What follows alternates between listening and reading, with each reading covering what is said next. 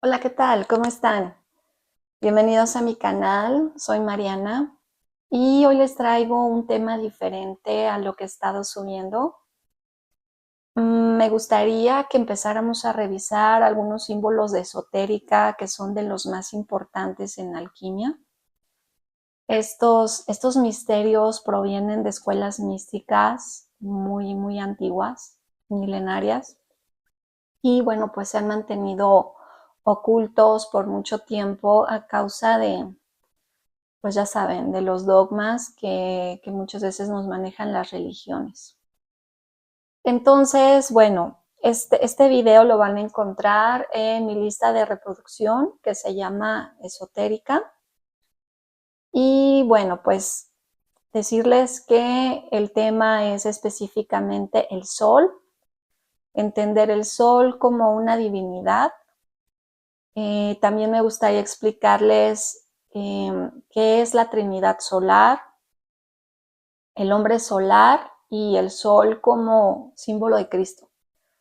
Estos van a ser algunos de los temas que vamos a estar revisando el día de hoy. Bueno, pues para empezar, me gustaría mencionar que precisamente el sol, pues como ya sabemos, ha sido, la adoración al sol ha sido una de las manifestaciones religiosas que son de las más primitivas, pero también de las más naturales de la humanidad. El sol siempre ha sido visto como un representante de la divinidad suprema porque es entendido como un generador de vida.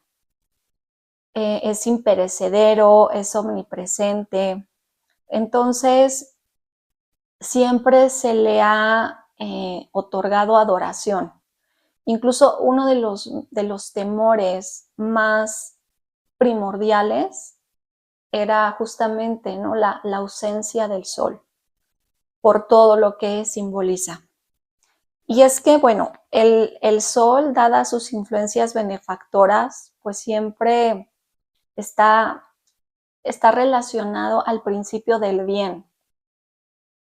E incluso diferentes dioses a lo largo de la historia, en diferentes culturas, se han convertido en las personificaciones del sol. Por ejemplo, en la India tenemos al dios Brahma, en donde precisamente, ¿no?, es esta representación del sol. En, en Persia, por ejemplo, es Mitra. En Egipto se manejaba que Amón y Osiris eran estas representaciones del sol. En el caso de los griegos es Apolo. Entonces, bueno, todos estos dioses son manifestaciones del sol por este principio regenerador, porque tiene esta imagen de fecundidad perpetua que otorga vida y que de algún modo está rejuveneciendo la existencia del mundo. Incluso esta figura del sol era tan importante que siempre podemos encontrar en todas las naciones de la antigüedad lugares de culto como por ejemplo altares, montículos, templos, y para ello tenemos, por ejemplo, las pirámides de Giza en Egipto. Tenemos Stonehenge. En México incluso tenemos en Teotihuacán la pirámide del Sol, o en Chichén Itzá, que está la pirámide de Kukulcán, precisamente que está relacionada al movimiento del Sol. Entonces, bueno, en realidad existen muchos lugares que han sido considerados sagrados para dar este culto al Sol.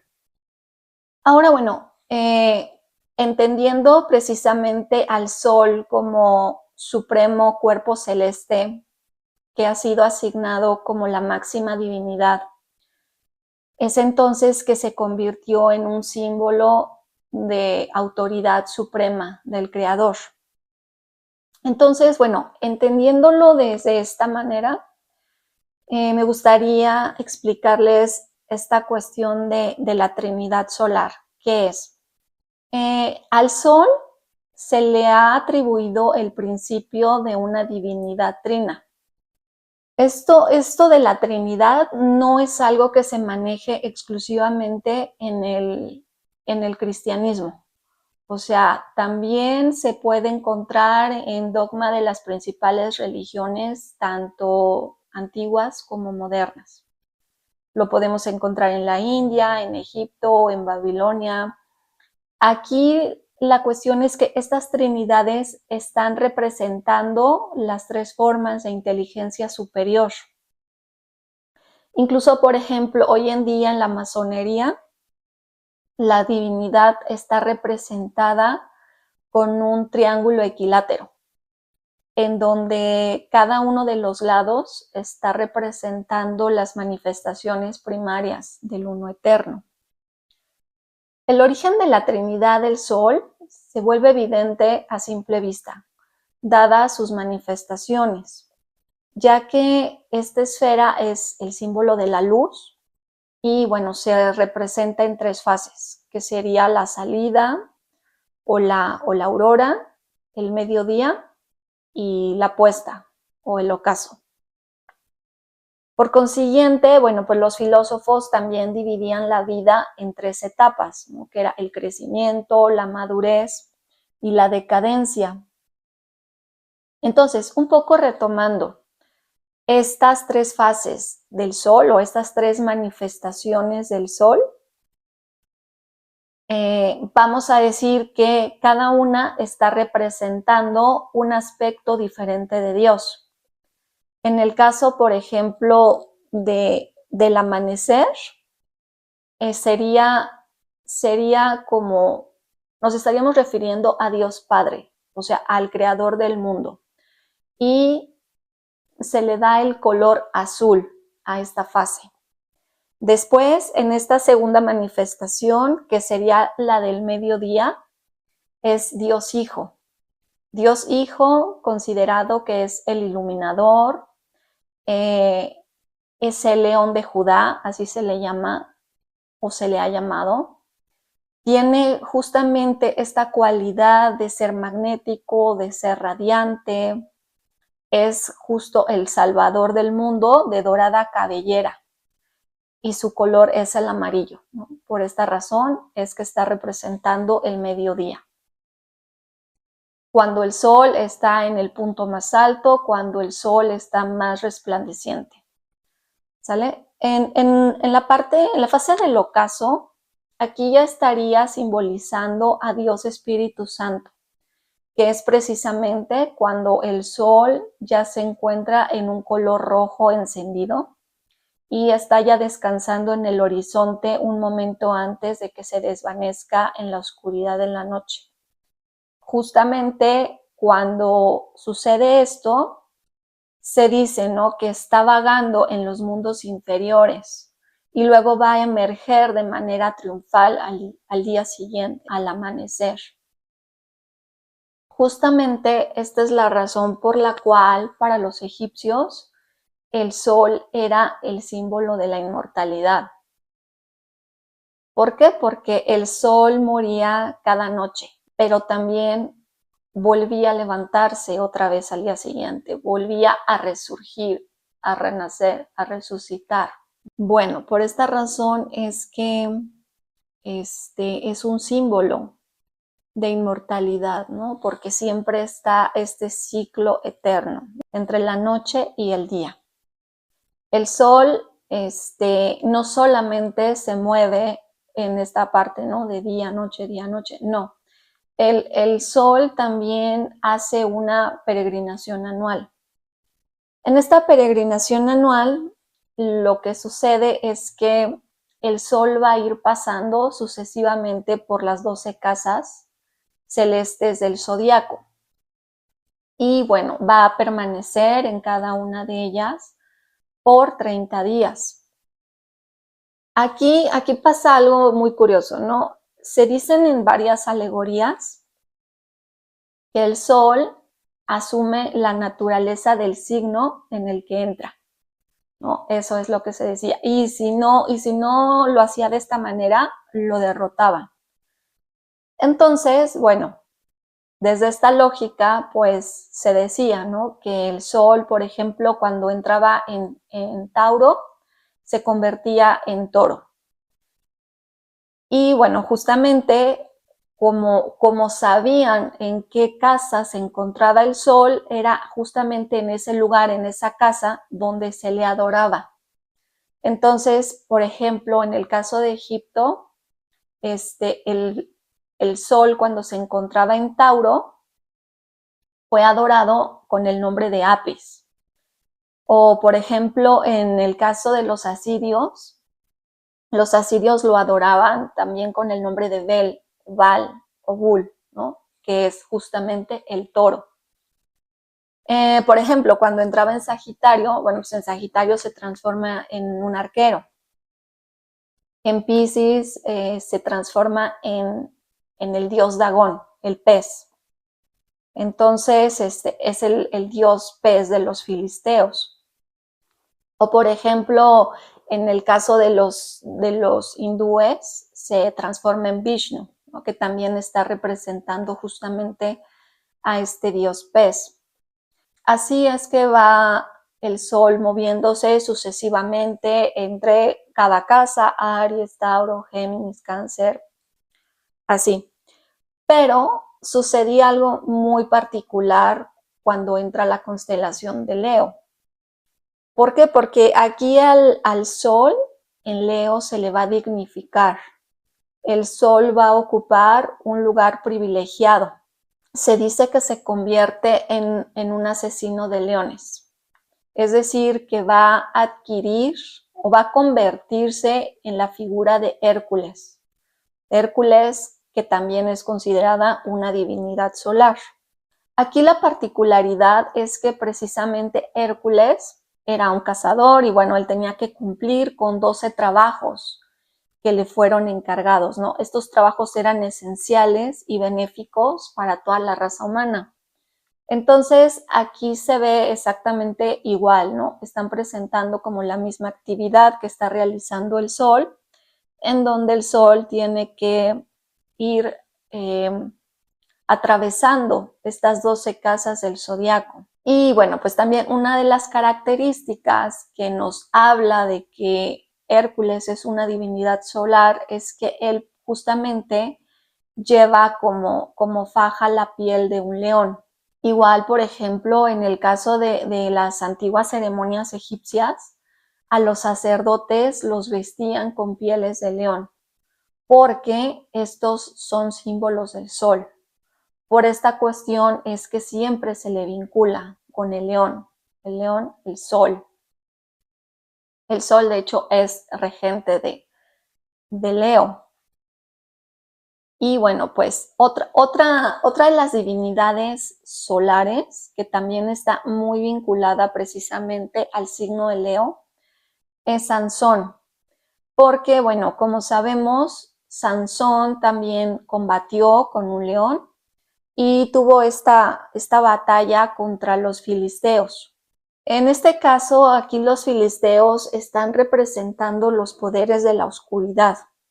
Entonces, como ya sabemos, Sansón, pues, él, además, ¿no?, de este combate que tuvo con el león, pues realizó esta hazaña de arrancar las puertas de Gaza.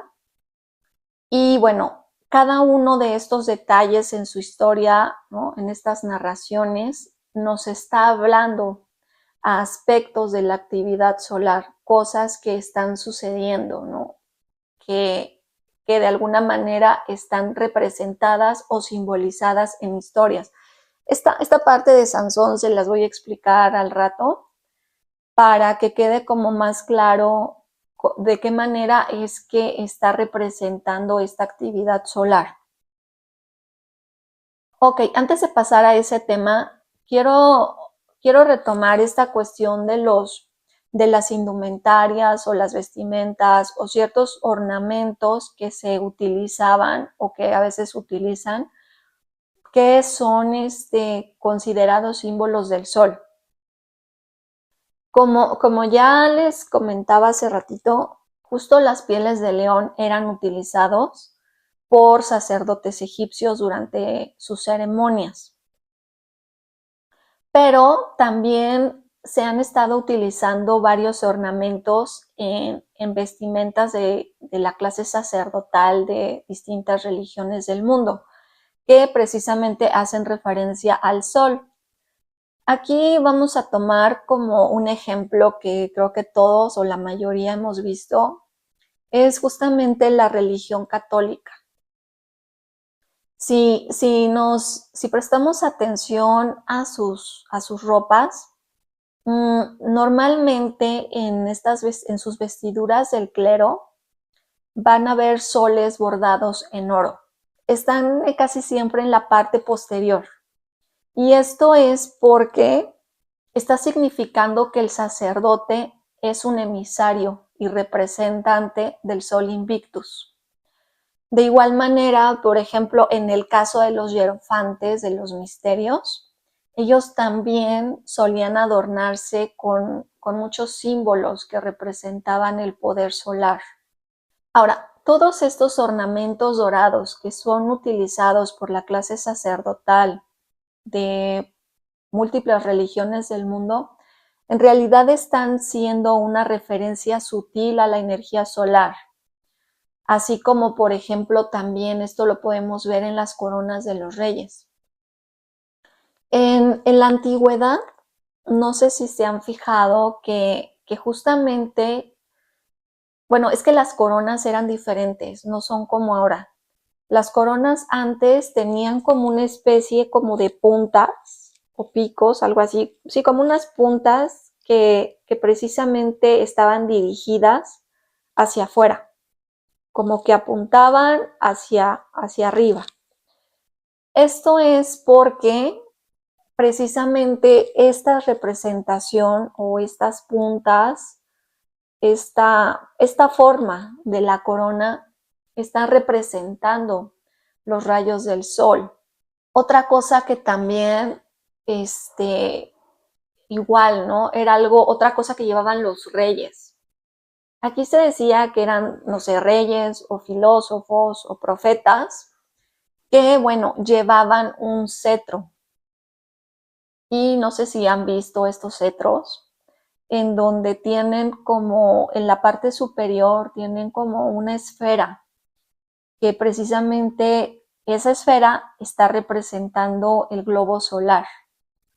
Y bueno, muchas veces también esta esfera tenían ciertos picos, ciertos adornos, que está representando los rayos del sol. Esto es así porque en realidad, o sea, los reinos de la tierra no son más que copias de los reinos del cielo. Y precisamente el que podía simbolizar mejor los reinos del cielo era el reino solar. ¿Por qué? Pues porque el sol es simbólicamente el Señor Supremo. Él es el Rey. Los planetas son algo así como su consejo, ¿no? Son todos sus consejeros y la naturaleza en su conjunto está siendo los súbditos de su reino. Entonces, bueno, por esta razón es que se está como representando esta autoridad, este poder supremo del sol, se representa en la tierra con nuestros reyes. Claro, los reyes de antes, ¿no? No los de ahora, que ya no tienen nada que ver con esto, ¿no? Están allí por cuestiones de otro tipo, pero no mantienen, digamos, esta autoridad o este poder que viene del cielo, ¿no? Son quizás muy raros, pero bueno, eso es otro tema. Y bueno, la idea, bueno, lo que quería decirles era justamente esta cuestión de cómo los ornamentos dorados que podemos ver representados tanto en la clase sacerdotal como en la cuestión de los reyes, en sus ropas, en su arreglo, nos está hablando de algo simbólico, ¿no? O sea, no se visten así nada más porque sí. O sea, se visten así porque hay un código un código que no está revelado, un código que solamente es como evidente para aquellos iniciados, no para los profanos, por decirlo así. Bueno, hay muchas divinidades en la antigüedad que han sido asociados con el sol. Ya ahorita les hablé de algunos, pero bueno, hay muchísimos, ¿no? Por ejemplo, en el caso de los griegos, pues podría ser Apolo, Paco, Dionisio, obviamente Hércules, ¿no? Que ya lo vimos, Ulises, Zeus, Vulcano, todos ellos y otros más compartían los atributos del sol, tanto los visibles como los invisibles. En el caso, por ejemplo, de los noruegos, Balder el Hermoso también es considerado una divinidad solar. Y también incluso Odín se relaciona con el sol. En Egipto tienen también varias divinidades que también tienen aspectos de semejanza al sol, como por ejemplo Osiris, Ra, Anubis, Hermes, Amón. Todos ellos también comparten estos rasgos del sol. En México, por ejemplo, eran Tezcatlipoca y Quetzalcóatl. Que bueno, ellos aunque se asociaban a los vientos, también eran considerados divinidades solares. Salomón también es considerada una manifestación de la energía solar. Esto es porque, bueno, precisamente el nombre Salomón, o sea, en inglés se dice Sol On. Y bueno, este es el nombre de la luz suprema en 3 idiomas distintos. Por ejemplo, Sol está en latín, Om está en sánscrito, entendiendo que el Om es la vibración universal, y On está en egipcio, que también está haciendo referencia al sol. De modo que cuando se están combinando estos 3 nombres, nos está hablando de la luz y nos está hablando también de esa conexión con lo divino a través de la vibración sonora del universo. Además de estas divinidades solares que ya vimos ahorita, ¿no? Que han existido en diferentes culturas, en diferentes religiones, en diferentes civilizaciones y momentos de la humanidad, bueno, pues lo cierto es que a Jesús también se le convirtió en una divinidad solar. Y esto lo podemos ver precisamente en episodios destacados que están registrados en los 4 evangelios, y los cuales están muy, muy relacionados con los movimientos, con las fases de los cuerpos celestes o del sol. Y bueno, pues es algo que difícilmente te lo llegan a decir, ¿no? en las iglesias. Algo que creo que es muy evidente es cómo el cristianismo tomó prestadas del paganismo las alegorías del hermoso dios del sol de ojos azules.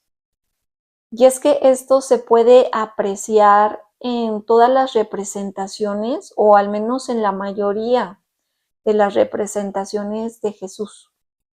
Porque normalmente, no me dejarán mentir, ¿no? Normalmente siempre se le representa con el cabello dorado, más o menos a la altura de los hombros. Siempre está vestido de blanco, de un blanco inmaculado, y bueno, pues en sus brazos lleva un cordero. El cordero, por si no lo saben, es símbolo del equinoccio de primavera. Esta representación de Jesús que conocemos en realidad es una mezcla de Apolo, de Osiris, de Orfeo, de Mitra, Baco, O sea, aquí ya hay una como mezcolanza de distintos dioses o divinidades relacionadas al sol, porque todas ellas comparten características en común. Si, por ejemplo, nosotros revisáramos el físico de Jesús de manera histórica, pues este definitivamente no podría corresponder, ¿no?, a esta descripción del dios de cabello rubio, ¿no?, de cabellos dorados. ¿Por qué? Pues por rasgos étnicos, ¿no? Sabemos que la gente en Medio Oriente no es rubia, ¿no?, ni de ojos claros. Bueno, ojos claros sí, pero no azules como lo presentan a veces. Y es que, bueno, en realidad aquí lo que nos están diciendo estas representaciones es que justamente son símbolos, o sea, están simbolizando atributos del sol, o sea, están representando a una divinidad solar, están representando un símbolo del sol. Por esta razón es que todos ellos comparten características físicas similares, porque todos ellos, digamos que mantienen estos atributos solares. Les voy a hablar ahora de cómo dividen la vida del Sol en 4 partes y también cómo es que se representa al hombre solar con 4 figuras. Así es como lo explicaban los filósofos de Grecia y de Egipto. A ver, fíjense, en la primera parte tenemos a la divinidad solar, que está representada con el nacimiento de un niño en el solsticio de invierno. Este niño, de manera milagrosa, es que logra escapar de los poderes de la oscuridad que pretendían destruirlo mientras aún estaba en la cuna de invierno. Esta historia es la historia que se manejaba en muchísimas tradiciones del paganismo, pero es la misma historia que maneja el cristianismo. Recordemos que a Herodes justamente fue aquel rey que mandó matar a todos los recién nacidos. Es como prácticamente la misma narración. Y bueno, el niño Jesús, o en este caso el niño o la divinidad solar, que es un sol débil todavía durante esta estación del año, no tenía rayos, es decir, no tenía rizos dorados. Pero la supervivencia de la luz durante la oscuridad del invierno estaba simbolizada mediante un pelo diminuto que adornaba la cabeza de este niño celestial. Ya en la segunda parte, esta segunda parte se va a dar en el equinoccio de primavera, en donde ya vemos al sol convertido en un hermoso joven, su cabello dorado pues ya le llega a los hombros, su luz ya se extiende por todo el infinito, ilumina a todos. En la tercera parte ya sería el solsticio de verano. Aquí ya vemos al sol convertido en todo un hombre. Es un hombre fuerte, un hombre vigoroso. Justamente está simbolizando a la naturaleza en la época del año en que está más fuerte, en que es más fecunda, en que está vigorizada. Y bueno, finalmente en el equinoccio de otoño, aquí se representa el sol como un anciano. Ya sus rizos pues ya tienen canas, apenas si puede caminar, va arrastrando los pies, lleva la espalda encorvada y él sabe que se dirige hacia la oscuridad invernal. Ahora, recordemos que el sol daba vueltas a los 12 signos, el zodiaco, que es lo que yo les decía hace rato. Y bueno, ya cuando llega el otoño, él ingresa como Sansón, o sea, él se está saliendo de Leo para ingresar en la casa de Dalila, que sería la casa de Virgo, donde, como recordaremos, Dalila le corta el cabello a Sansón y pierde su fuerza. Entonces, justamente esta historia está simbolizando esta actividad solar. ¿Por qué? Porque justamente cuando el sol entra a Virgo, le cortan los rayos, es decir, pierde su fuerza en la casa de Dalila. Siempre la llegada del sol era recibida con gran alegría en cada ciclo, pero obviamente también en el momento de su partida, pues el otoño era reservado para un periodo de tristeza, como de luto, de desdicha, porque justamente era la muerte del sol. Ahora, ¿cuál sería la relación entre el sol y Cristo?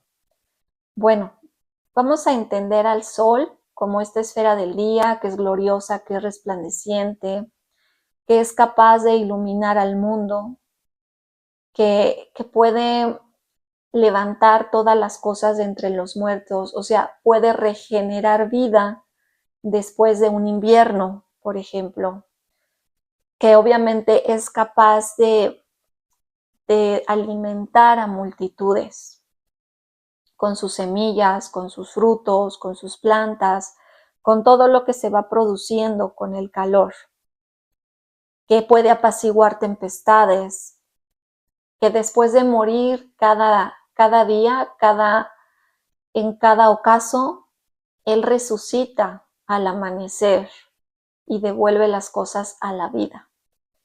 Bueno, pues precisamente estas mismas características las tiene Cristo. Y por esta razón es que para el cristianismo, Cristo es esta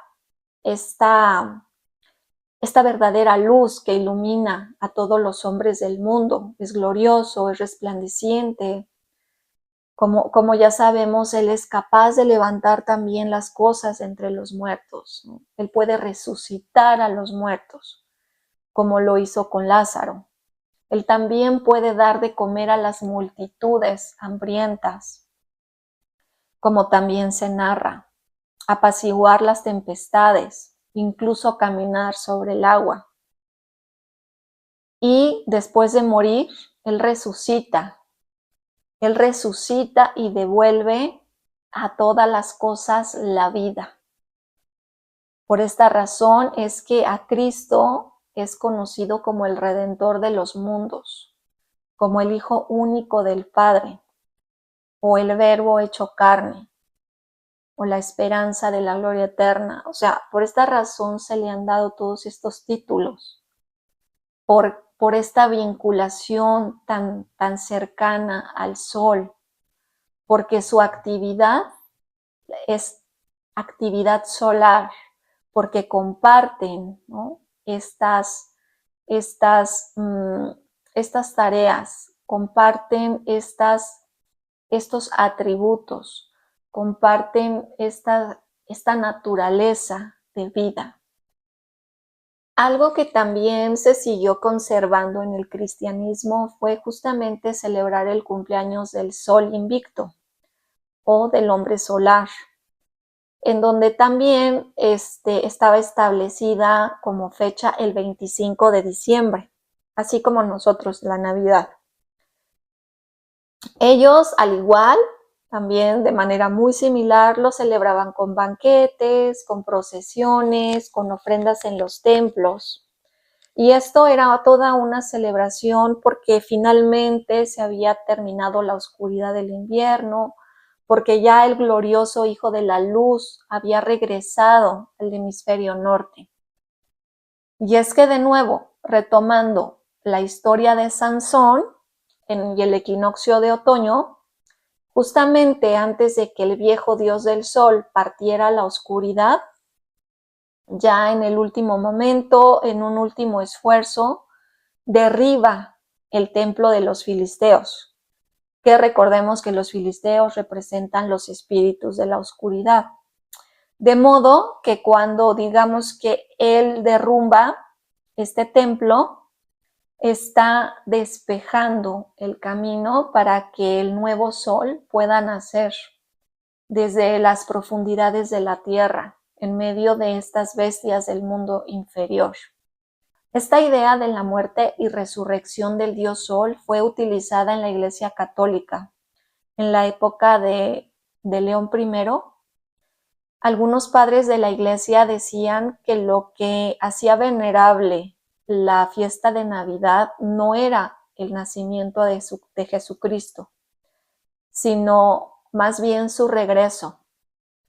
Y ellos incluso lo llegaban a expresar como el nuevo nacimiento del sol. Igual, por ejemplo, en Roma también celebraban el nacimiento del sol invencible, o como le llamaban, el Natalis Solis Invicti. Y bueno, es que este epíteto de Invictus es el mismo que los persas daban a Mitra, por ejemplo, su dios solar.